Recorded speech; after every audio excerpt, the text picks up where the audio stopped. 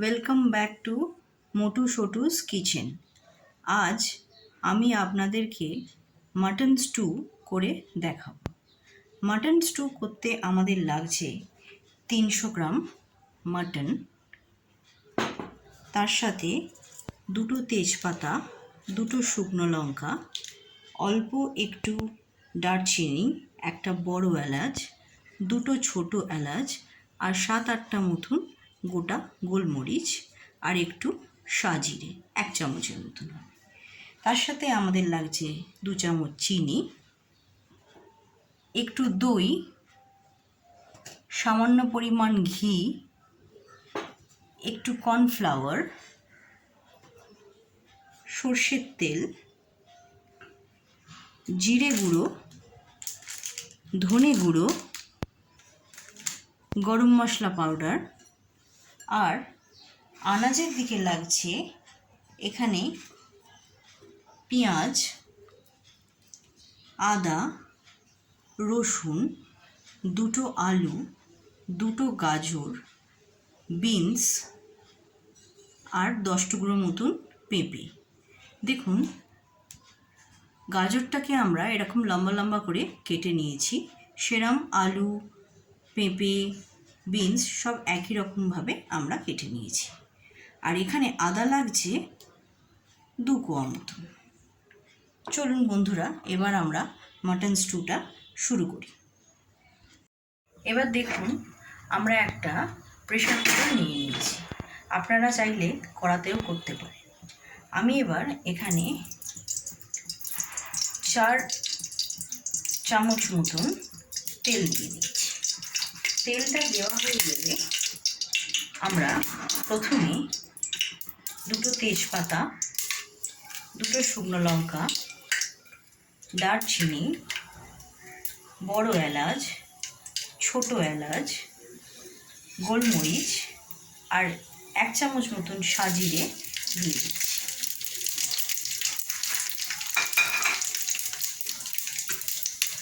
শাহ জিরেটা যে একটুখানি ফেটে যাবে, একটু ক্র্যাকল করবে, তখন আমরা আমাদের বাকি আনাজগুলো দিয়ে দেব। আনাজগুলোর মধ্যে প্রথমে আমরা দেবো পেঁয়াজ,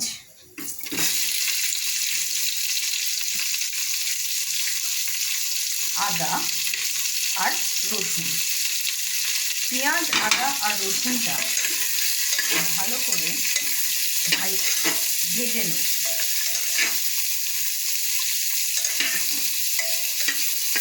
খুব ভাজবেন না, একটু ভাজতে হবে।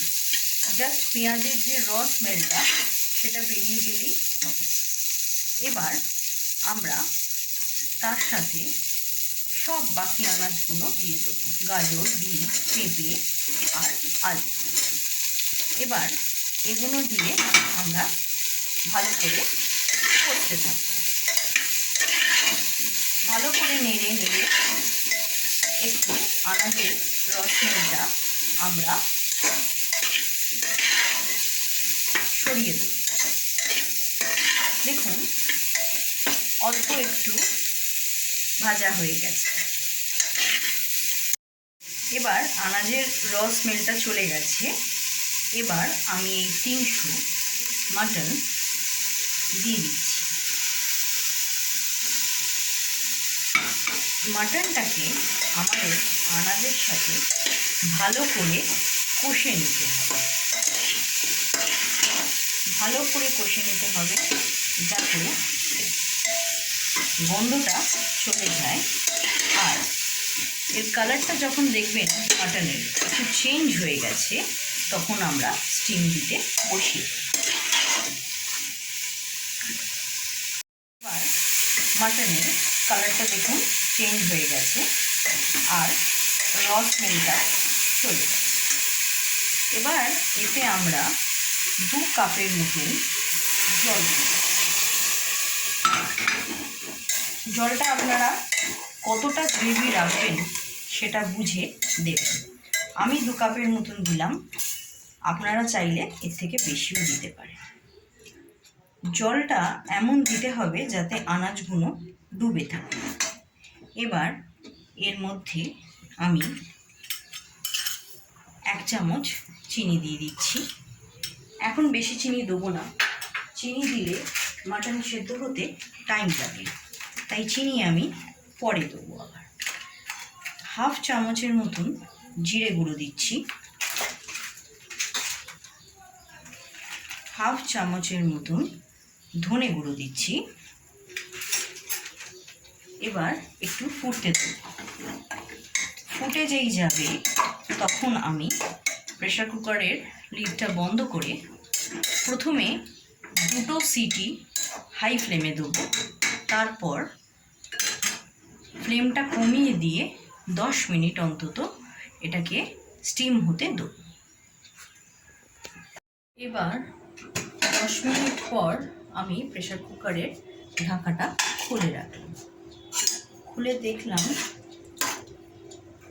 মাটনগুলো খুব সুন্দরভাবে সেদ্ধ হয়ে গেছে। এবার প্রথমে আমি একটু নুনটা চেক করে নেব। নুনটা চেক করে নিয়ে দেখছি নুনটা একদম ঠিক আছে, আমাকে আর নুন দিতে হবে না। এবার আমি একটু গোলমরিচ গুঁড়ো দিয়ে দিচ্ছি, তার সাথে একটু গরম মশলা গুঁড়ো, 2 চামচ মতন আমি একটু গরম মশলা গুঁড়ো দিয়ে দিলাম। আর একটা বাটিতে আমি 2 চামচ দই, বাকি যে চিনিটা ছিল চিনিটা, তার সাথে একটু কর্নফ্লাওয়ার গুলে রেখে দিচ্ছিলাম। এবার এই মিশ্রণটি আমি এই মাটনের সাথে মিশিয়ে দিচ্ছি।